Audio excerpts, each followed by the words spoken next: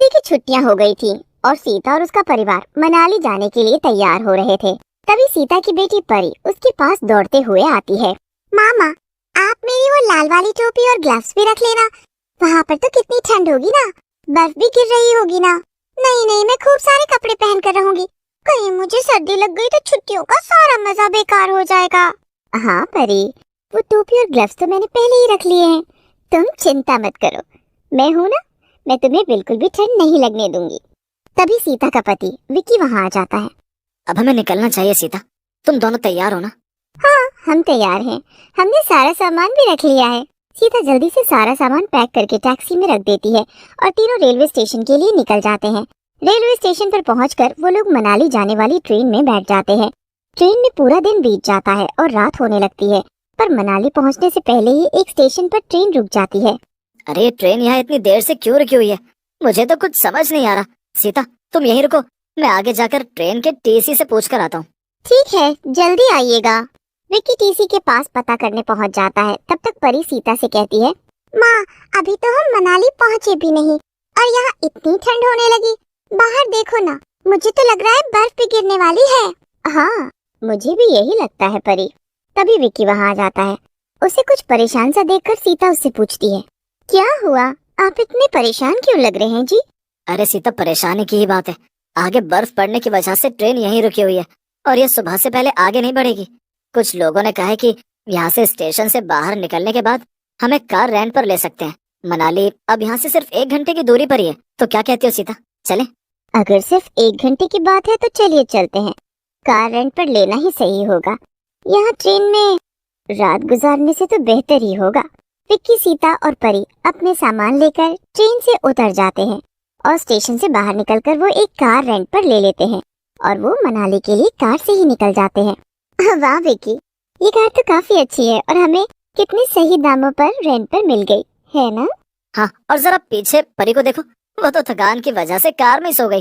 दोनों हंसी खुशी बातें कर ही रहे थे कि तभी वहाँ पर बर्फ गिरने लगती है। धीमे धीमे बर्फ तेजी से गिरने लगती है। अरे विक्की, मुझे तो यहाँ पर हर तरफ अब सिर्फ बर्फ ही बर्फ दिख रही है। गाड़ी आगे चल भी पाएगी या नहीं? लगता तो नहीं सीता, एक तो इतना अंधेरा है और ऊपर से यहाँ आसपास कोई होटल तक दिखाई नहीं दे रहा। अब क्या करें हम? तभी सीता को थोड़ी दूर पर कुछ रोशनी दिखाई देती है। अरे विक्की, वो देखो, वो क्या है? मुझे वहाँ सामने थोड़ी रोशनी दिखाई दे रही है। थोड़ा आगे बढ़ो तो। थोड़ा आगे जाने पर विक्की और सीता देखते हैं कि रोशनी कहाँ से आ रही थी, तो वो दोनों हैरान रह जाते हैं। वहाँ पर एक बड़ा सा बर्फ का घर बना हुआ था। अरे विक्की, क्या ये सचमुच में एक बर्फ का घर है या मैं कोई सपना देख रही हूँ? नहीं सीता, ये कोई सपना नहीं, ये सचमुच का बर्फ का घर है। ऐसे घरों के बारे में तो मैंने सिर्फ बचपन में किताबों में सुना था। हाँ, अरे इंग्लिश में क्या कहते हैं इन्हें? हाँ, इग्लू। हाँ हाँ, सही कहा तुमने। ऐसे बर्फ के घरों को तो इग्लू कहते हैं। और देखो, इसके अंदर से ही रोशनी आ रही है। शायद अंदर कोई है। परी को यही कार में सोने दो। चलो हम चलकर पूछते हैं कि शायद हमें यहाँ रात गुजारने को मिल जाए। ठीक है, चलो चलकर पूछते हैं। विक्की और सीता गाड़ी से उतरते हैं और उस बर्फ के घर के पास जाने लगते हैं। वो घर के अंदर झांकते हैं और आवाज लगाते हैं, क्या यहाँ पर कोई है? क्या किसी को हमारी आवाज सुनाई दे रही है? तभी घर के अंदर से एक बूढ़ा आदमी और एक बूढ़ी औरत बाहर निकल कर आते हैं। जी, क्या काम है आपको? वो दरअसल हमें मनाली जाना है। तो आओ ना, हमने तो तुम्हें रोका नहीं। नहीं नहीं, वो बर्फ इतनी पड़ रही है कि अभी कार से आगे जाना मुश्किल है और यहाँ आसपास कोई होटल या घर भी नहीं है सिवाय आपके इस बर्फ के घर के। तो क्या हमें आज रात रुकने के लिए यहाँ सहारा मिल सकता है? तो बूढ़ा आदमी और बूढ़ी औरत एक दूसरे की तरफ देखकर अजीब तरीके से मुस्कुराते हैं और फिर वो बूढ़ा आदमी सीता की तरफ देखकर कहता है, जी जरूर, हमारा बर्फ का घर काफी बड़ा और खाली है। हम दोनों अकेले ही रहते हैं। आप आराम से यहाँ अपनी बेटी परी के साथ रुक सकते हैं। क्या? पर हमने तो आपको ये नहीं बताया कि हमारी बेटी भी हमारे साथ है और उसका नाम परी है। तो आप वो मैं एक ज्योतिष हूँ। मैं सिर्फ इंसान का चेहरा देखकर ही उसके बारे में सब कुछ बता सकता हूँ, क्योंकि तुम अभी अभी अपनी बेटी के बारे में सोच रहे थे, तो मुझे पता चल गया कि तुम्हारी बेटी भी तुम्हारे साथ है। ये सुनकर विक्की और सीता हैरान रह जाते हैं। हैरान होने की जरूरत नहीं है, आओ अपनी बेटी और सामान को ले आओ, मैं तुम्हें कमरा दिखा दूं, तुम उसमें रह सकते हो। जी ठीक है। सीता और विकी परी को उठाते हैं और सामान लेकर अपने कमरे में चले जाते हैं और अंदर से दरवाजा बंद कर देते हैं। वाह, ये घर तो सचमुच काफी गर्म है अंदर से, और कितना बड़ा भी है। ये दोनों बुड्ढा बुड्ढी तो यहाँ मजे से रहते होंगे। मम्मी, मुझे नींद आ रही है। हाँ परी, रुको, मैं अभी बिस्तर लगा देती हूँ। सीता एक चादर बिछा देती है। मुझे लगता है अब हमें सो जाना चाहिए। हम सुबह जल्दी ही मनाली के लिए निकल जाएंगे। क्यों विकी? हाँ ठीक है सीता।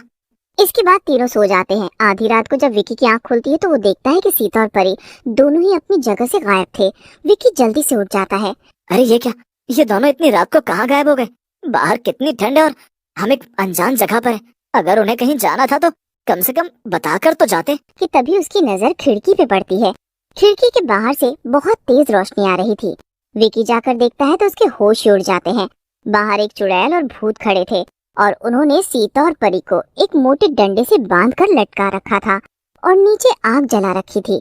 विकी देखता है कि वो दोनों भूत और चुड़ैल आपस में बातें कर रहे हैं। क्या बात है, आज कितने दिनों के बाद हम लजीज खाना खाएंगे। इतने दिनों से यहाँ पर बुढ़ा बुढ़ी का रूप बना कर रह रहे थे, लेकिन कोई भी हमारी जाल में फंस ही नहीं रहा था। आज जाकर ये बकरे फंसे हैं। बस अब जल्दी से इन दोनों माँ बेटी को इस गर्म आग में सेक कर खा लेते हैं। अरे हाँ, अभी अंदर एक इंसान और सो रहा है ना। चलो कोई बात नहीं, उसे कल सुबह नाश्ते में खा लेंगे। भूत और चुड़ैल की बात सुनकर विकी बहुत परेशान हो जाता है। अरे ये सब आखिर हो क्या रहा है? अब क्या करूं? कैसे बचाऊं मैं सीता और परी को? इन दोनों भूत और चुड़ैल ने तो मुझे बहुत बेवकूफ बनाया। नहीं, मुझे जल्दी से कुछ करना ही होगा। सीता और परी को इस आग से कितनी जलन हो रही होगी। चलो जल्दी से घर चलकर देखते हैं, कहीं वो आदमी भागने की कोशिश तो नहीं कर रहा है। भूत और चुड़ैल घर के अंदर आते हैं, लेकिन तभी विक्की खिड़की से कूदकर बाहर निकल जाता है। विक्की जल्दी से जाकर कमरा बंद कर देता है। अरे लगता है कि वो आदमी बाहर निकल गए। चलो जल्दी बाहर चलो। विक्की सीता और परी की रस्सियां खोल देता है और उन्हें एक पेड़ के पीछे छिपने को कहता है। सीता, जब तक मैं वापस ना आऊं तब तक तुम परी के साथ यहीं पर छिपे रहना। याद रहे, कुछ भी हो जाए यहाँ से बाहर मत निकलना। क्या? लेकिन आप कहाँ जा रहे हैं? चलिए ना, हम यहाँ से भाग चलते हैं। नहीं सीता, हम भाग भी गए तो ज्यादा दूर तक नहीं भाग पाएंगे। हमें इन भूतों और चुड़ैल का कुछ पक्का इलाज करना पड़ेगा। मेरे पास बहुत अच्छा प्लान है, तुम बस यहीं छिपे रहो, मैं भी आता हूँ। इतना कहकर विक्की वहाँ से चला जाता है। सीता और परी चुपचाप पेड़ के पीछे छिपे रहते हैं। वहीं दूसरी तरफ भूत और चुड़ैल दरवाजा तोड़ देते हैं और बाहर आ जाते हैं। मुझे बहुत गुस्सा आ रहा है, पूरा इलाका हमारा है, आखिर हमसे बचकर वो लोग कहाँ जाएंगे। एक बार मेरे हाथ लग जाए तब उन्हें अच्छा सबक सिखाऊंगी। उनकी हिम्मत भी कैसे हुई हमसे चालाकी करने की। भूत और चुड़ैल आपस में बात कर ही रहे थे कि तभी विक्की पीछे से आ जाता है और उन्हें आग में धक्का दे देता है। बचाओ! बचाओ! बचाओ बचाओ! दोनों भूत और चुड़ैल जलकर राख हो जाते हैं। तब विक्की सीता और परी को भी पेड़ के पीछे से बाहर ले आता है। मुझे तो यकीन ही नहीं हो रहा कि हम जिंदा बच गए। मेरे रहते हुए मैं अपने परिवार को कुछ होने कैसे दे सकता था? मुझे पता था कि ये दोनों हमें ऐसे भागने नहीं देंगे, इसीलिए मैंने तय कर लिया था कि अब इन्हें मार कर ही हम यहाँ से जाएंगे। तो चलिए जल्दी से यहाँ से चलते हैं। हाँ पापा,